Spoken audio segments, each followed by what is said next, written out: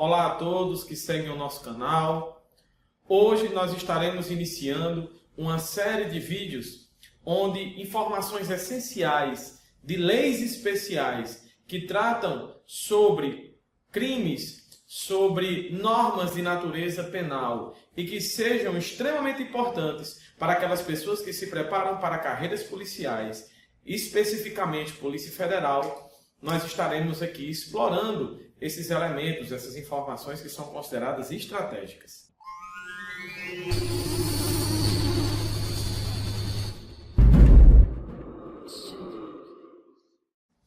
A primeira das normas que nós vamos trabalhar hoje é a norma que trata sobre os crimes de lavagem de dinheiro, ou de ocultação de bem, ou de lavagem de capitais, ou de ocultação de capitais. Essa lei está muito em voga hoje, principalmente pela atual forma de trabalho da Polícia Federal, principalmente em relação aos crimes que estrategicamente ela tenta coibir e que não estão só no meio das organizações e da realidade do mundo privado, mas que também invadiu a realidade do setor público. Os crimes de lavagem de dinheiro, eles representam a base de funcionamento de muitas organizações criminosas. E por isso existe um honroso e destacado trabalho realizado pelas forças policiais federais no sentido de identificar as principais técnicas de ocultação de bens e valores, coibir essas práticas e principalmente promover o rastreamento desse dinheiro e restabelecer o nexo que foi rompido entre a atividade ilícita e realmente essa riqueza que foi dela produto.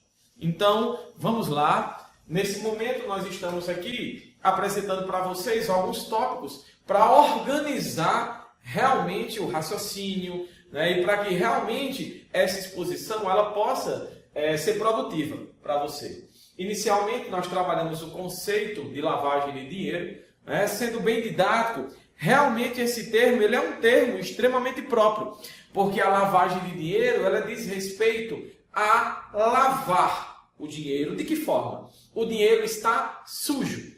Sujo, juridicamente considerando, diz respeito à origem ilícita. Então significa dizer que, como resultado da atividade criminosa, de uma atividade criminosa, se obteve uma renda.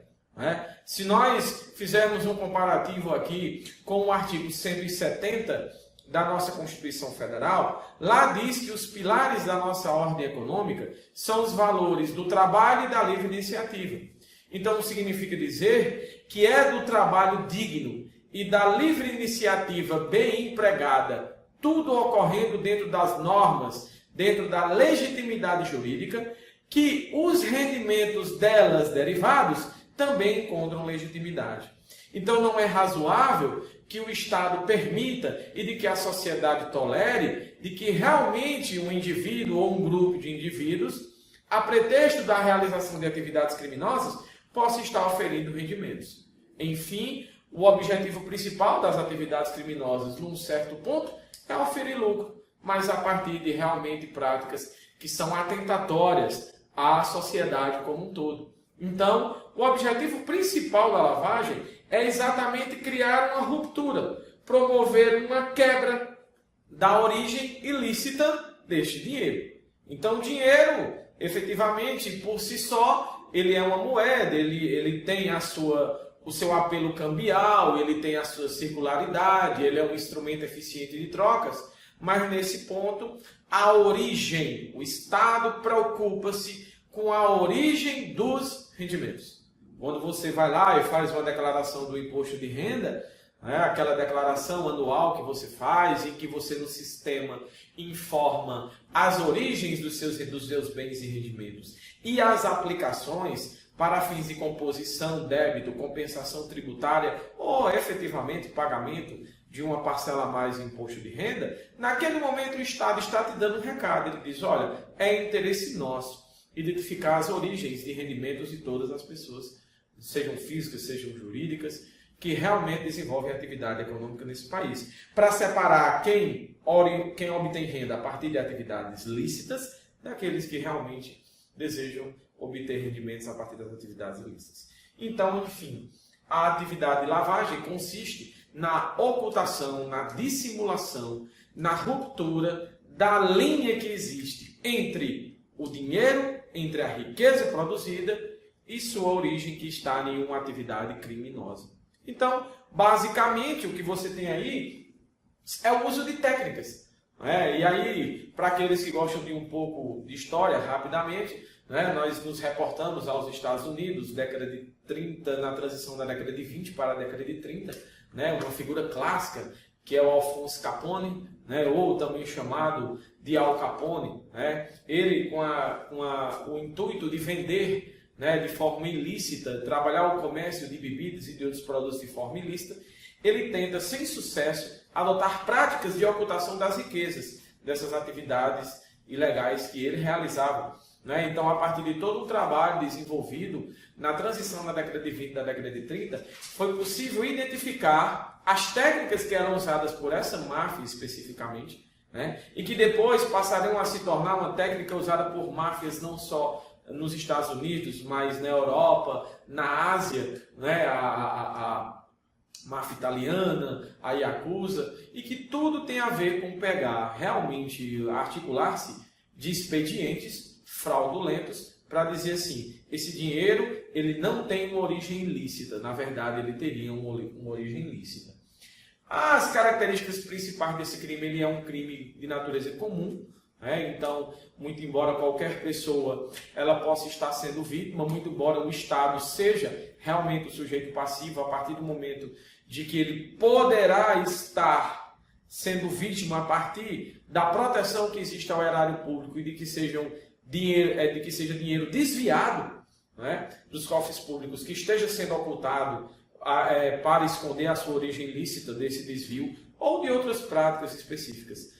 Então, é um crime em que realmente qualquer pessoa poderia estar sendo vítima dela. Porém, a sociedade ela sofre com a ocultação de bens oriundos de atividades ilícitas e o Estado passa a ter um interesse direto para coibir isso. Não a partir dos órgãos policiais, mas a partir dos órgãos que também compõem o sistema financeiro nacional. Aqui destaco o Banco Central e COAF. Então, esse crime ele é um crime que se desenvolve a partir de técnicas. Hoje nós temos todo um compêndio de normas que não só leis em sentido normas de natureza primária, normas formais primárias, mas também secundárias, ou seja, leis e atos normativos, que vão cuidar de regular, primeiramente, a tipificação, em que situações o crime de lavagem de dinheiro se desenvolve, como também a forma pela qual se desenvolve a persecução penal neste contexto específico, bem como as medidas repressivas e preventivas do cometimento desse crime e de monitoramento das atividades econômicas, para fins de identificação de novas técnicas, porque uma coisa que a polícia que trabalha com inteligência, com atividades de inteligência, uma das premissas fundamentais para toda inteligência existe uma contra-inteligência. Você identifica uma forma de realização de ocultação de bens e valores e as organizações criminosas aqueles que desejam ocultar bens de forma ilícita vão lá e desenvolvem outras técnicas. Ao fim desta exposição, eu vou passar alguns momentos em que realmente nós temos ali, naquelas atividades, um sinal amarelo, ali é um sinal de alerta, onde poderá estar realmente ocorrendo. Isso passa a ser um delineador e um orientador eficiente da atividade policial. Hoje a norma principal é a Lei 9.613 de 98, e aqui eu destaco as alterações que foram promovidas nesta lei pela Lei 12.638 de 2012, que realmente modificou um pouco o campo de atuação que você tinha no artigo 1º, no sentido de que na dinamização da tipicidade aplicável ao crime. Uma parte dessa dinamização nós já estamos expondo na própria estrutura dos conceitos. Fundamentalmente, é importante que você entenda que a lavagem de dinheiro ela ocorre em etapas específicas. Nós temos, na verdade, se você observar a doutrina aplicável, são identificadas 3 etapas. Eu insiro uma quarta, que seria a etapa de natureza preparatória. E a primeira é a lógica de acumulação. né? Você não adota uma decisão de ocultar bens e valores se antes você não acumula esses bens e valores. Então significa dizer que você realiza uma atividade ilícita, consegue acumular uma quantia relevante com essa atividade ilícita. Porque se a atividade ilícita ela não está lhe gerando um rendimento suficiente, então qual o sentido que você tem de tomar uma decisão de ocultar esses mesmos bens? Né? Então essa é a primeira característica. Então, você primeiro acumula. Então, o primeiro fato que vai surgir é a acumulação de uma riqueza.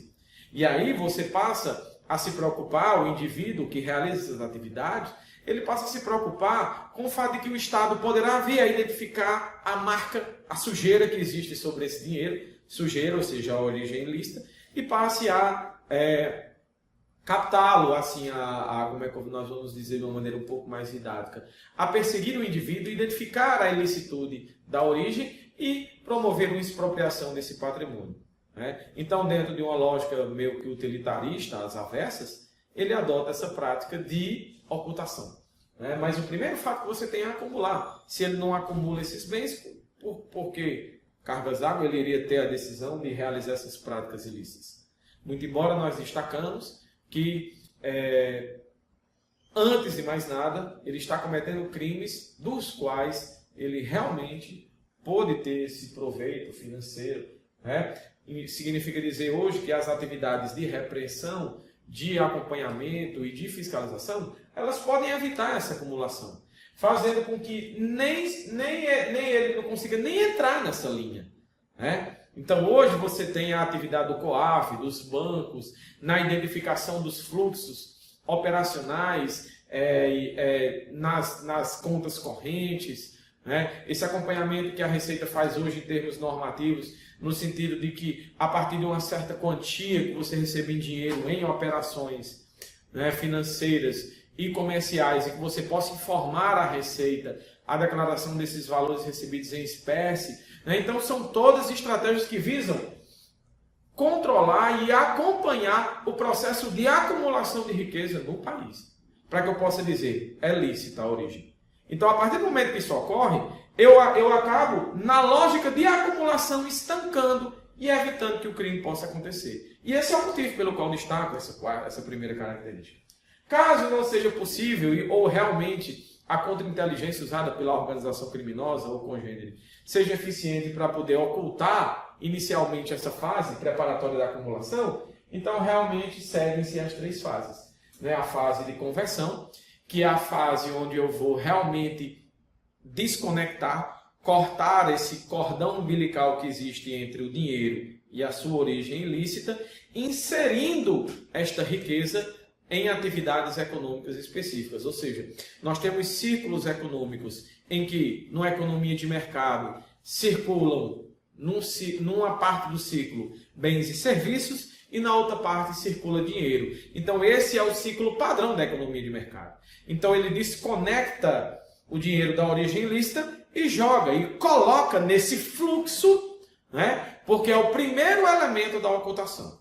Depois disso, vem o processo de ocultação. No processo de ocultação, eu, depois de desconectar e colocar num fluxo econômico lícito, eu vou cuidar de apagar os rastros, porque, dentro dessa perspectiva, não adianta cortar o cordão umbilical.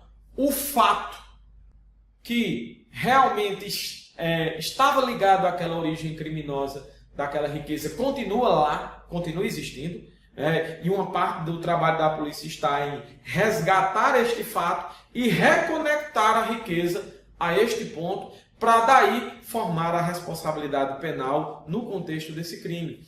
Então, a ocultação visa apagar os rastros, para que seja cada vez mais difícil. Eu identifico aquela riqueza, mas eu não consigo traçar mais a linha de retorno, de restabelecimento do link que existe com a atividade, porque após a fase de conversão, eu trabalho com a ocultação desses rastros.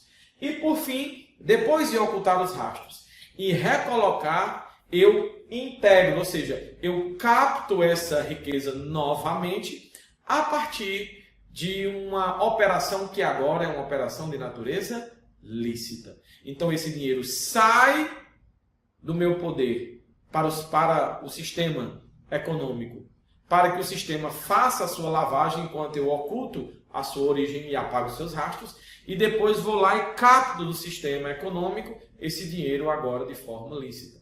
Então você imagina, por exemplo, que a partir de uma atividade de narcotráfico, alguém vai lá, pega o dinheiro do narcotráfico e joga esse dinheiro, coloca esse dinheiro no mercado imobiliário, né? Comprando bens de alto valor, apartamentos caríssimos, milionários, na orla das grandes capitais, né? E a partir daí, depois que eu compro, eu deixo esse imóvel lá valorizado por um tempo, depois vou lá e vendo esse imóvel. Então esse dinheiro que eu já estou captando, já é um dinheiro que a gente chama de lavado, ocultado, dissimulado quanto à sua origem e natureza. O primeiro que foi colocado no sistema foi ilícito, mas esse segundo que foi retirado. Então, o trabalho que basicamente se faz na apuração realmente da adequação do fato ao tipo é um trabalho de reversão temporal.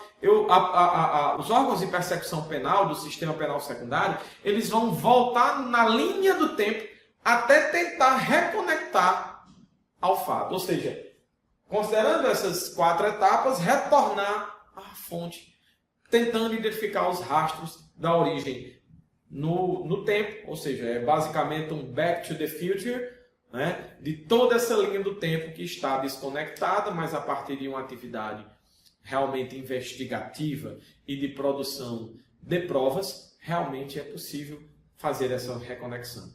Hoje, o cercamento que se faz, né, a virtualização das atividades financeiras, quanto mais se virtualizam as atividades financeiras, sejam de pessoas físicas ou jurídicas, cada vez mais fica difícil, efetivamente, de que esses rastros sejam completamente apagados. Concluindo, como indicadores, né, como indícios, né, que são verificados, e aí é importante, você vai perguntar, André, isso cai em concurso? Na verdade, ter essa noção ajuda você de maneira extremamente decisiva na hora que estiver fazendo a leitura da norma, né? Você vai passar pela leitura da norma de uma forma bem mais tranquila. E se você vai fazer provas como, por exemplo, prova do tipo CESP, né, que é uma prova bem interpretativa, pode ser que ela ambiente um contexto em que esteja ocorrendo a lavagem de dinheiro. Né? São aquelas questões típicas em que ele conta uma historinha de uma determinada atividade, para identificar se aquilo possa ser um indício. Até porque dentro da legislação do Sistema Financeiro Nacional, que poderá vir a estar sendo cobrado no seu edital, tem normas sobre monitoramento de atividades consideradas suspeitas, da qual se tem que ligar um alerta, um sinal de alerta, um sinal amarelo sobre aquela atividade. Não é que necessariamente ali, e é importante que isso seja claro, fique claro, né? Não é que necessariamente nessas atividades estejam ocorrendo, mas são a partir de atividades como essa, que estatisticamente são identificadas, que são os meios pelos quais as etapas de ocultação, né, elas vão normalmente acontecer. Então são nessas atividades em que você oculta, em que você integra, em que você coloca efetivamente aquele rendimento oriundo de atividade criminosa. Então aqui nós podemos citar as principais que possam vir a estar sendo cobradas, né? A famosa empresa fantasma, são aquelas empresas que são criadas, mas não realizam a atividade. Né? Você nota que a empresa ela tem um objetivo principal, gerar lucro. Né? Quando você não quer gerar lucro, você procura um outro formato de pessoa jurídica. Você vai buscar uma associação, né, sem fins lucrativos, alguma coisa do tipo. Mas a empresa ela tem por objetivo o lucro, ela não tem por certeza o lucro. Mas é importante que a empresa venha a perseguir. Por exemplo, nos crimes econômicos, nós vamos identificar, né, que uma prática antieconômica pode ser uma prática em que não se busca o lucro. Por exemplo, no caso do dumping.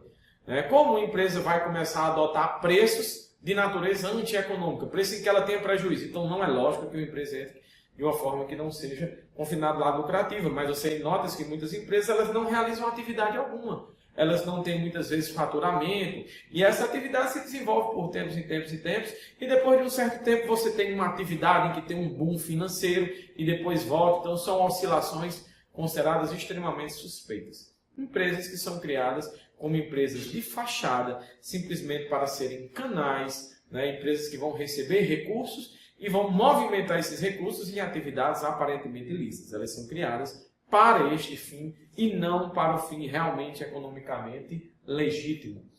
Operações com pessoas interpostas são os famosos laranjas, né? Então você escolhe pessoas, né? Não é razoável que uma pessoa realmente entregue seu nome, entregue sua dignidade, né? Para ser um canal de lavagem de dinheiro, né? Mas infelizmente nós temos pessoas que realmente se colocam nessa posição por razões muitas que não nos interessam aqui neste momento.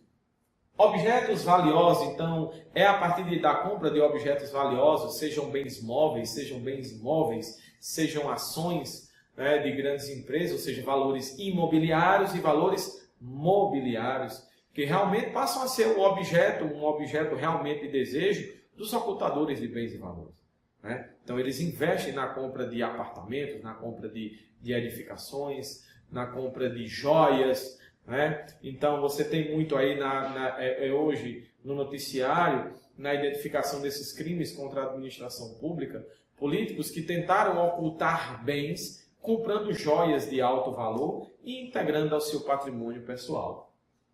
Paraísos fiscais, então, também dentro do contexto da investigação de muitos crimes que estão sendo praticados nesse país, a partir do desvio de recursos públicos e de muitos outros oriundos de atividades criminosas, está na evasão de divisas, né? Você usa de paraísos fiscais para lá guardar esses valores, a pretexto de que esses países eles não teriam, em tese, uma legislação bastante rígida quanto ao controle da origem de recursos, da entrada de recursos nesse país, né? Entretanto, pactos cooperativos no âmbito internacional do fornecimento dessas informações estão cada vez mais diminuindo, né, a qualidade de paraísos fiscais desses estados, dessas nações. Uso de notas frias. O que é a nota fria? Basicamente, é a nota fiscal, seja ela de venda, compra e venda de bens, ou a partir da prestação de serviços que, na verdade, não existiram, né? Você só tem autorização legal, ou seja, pela legislação tributária, a emitir uma nota fiscal de venda ou de prestação de serviços ou de venda de serviços, quando eles efetivamente ocorrem. Mas imagine o uso de uma nota dessa a partir da construção de um fato gerador que realmente ele não é verdadeiro. Então você tem uma empresa, por exemplo, no ramo de palestras, em que se emite uma nota fiscal de uma palestra, de uma consultoria, de uma assessoria, para identificar, que houve aquele pagamento, ou seja, aquele dinheiro que eu ganhei, ou que você ganhou, ou que ele ganhou, foi oriundo de palestras, foi oriundo de uma assessoria técnica que foi dada, mas que no fim das contas representa simplesmente, não houve assessoria, não houve nada, houve simplesmente a criação de uma ambientação para justificar a colocação e ocultação, e ao final a reintegração daquele valor que realmente ele teve uma outra origem, uma origem ilícita, e da qual dela está desconectado naquele momento. E por fim, por incrível que pareça, processos trabalhistas.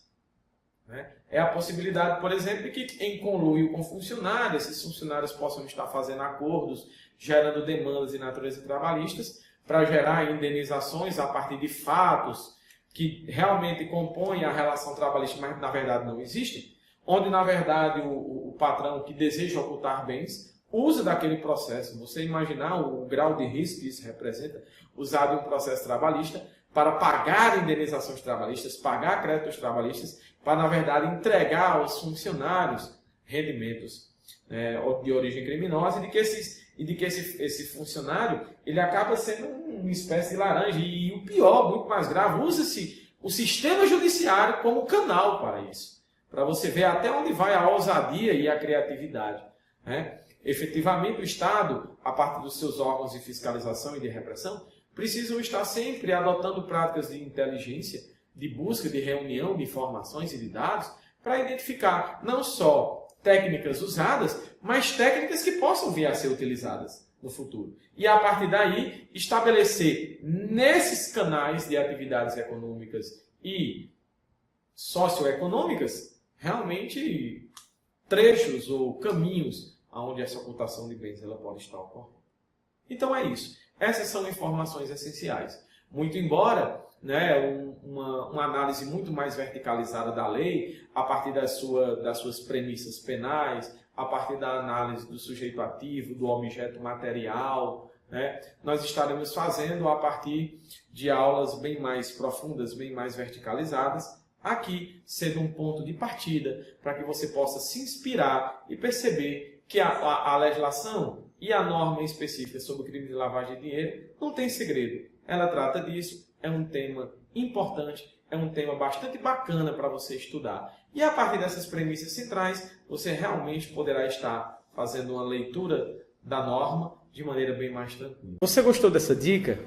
Então saiba que na quinta-feira, dia 24, às 20 horas, nós estaremos promovendo um aulão espetacular sobre noções de direito penal com foco para carreiras policiais. Então clica no link que está na descrição aqui embaixo, faz tua inscrição e todos juntos estaremos nesse momento de preparação tão importante para a tua aprovação. Valeu!